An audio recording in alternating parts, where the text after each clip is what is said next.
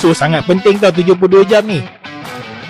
Masa 72 jam engkau sebenarnya wajib tengok betul-betul invoice yang kau dapat. Kalau ada berlaku kesalahan dalam invoice tu, engkau sebagai pembeli boleh request untuk object the invoice. That means kau boleh cancelkan itu, tapi engkau mesti ada reason yang munasabah. Sebagai contoh, nombor TIN kau dimasuk salah, IC kau salah, salah harga ke dan sebagainya. Engkau boleh request daripada supplier untuk batalkan invoice.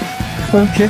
Manakala di pihak supplier pula, bila engkau request untuk batalkan invoice, mereka akan menerima notifikasi daripada pihak engkau yang kau nak batalkan invoice. Dan pihak supplier pun dia dah detailkan, dia dah kaji benda tu dan dia berpuas hati dengan reason yang kau bagi, maka pihak supplier pun boleh batalkan. Tetapi kuasa untuk pembatalan invoice ni adalah di pihak supplier lah. Tapi dalam masa 72 jam lah. Kalau pihak supplier tak nak batalkan, maknanya invoice tu tak boleh batalkan lah. Jadi apa yang kau kena buat?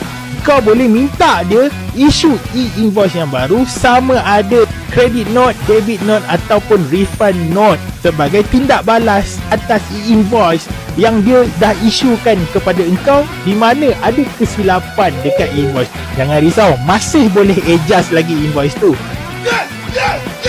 Kau reply apa yang korang belajar hari ni.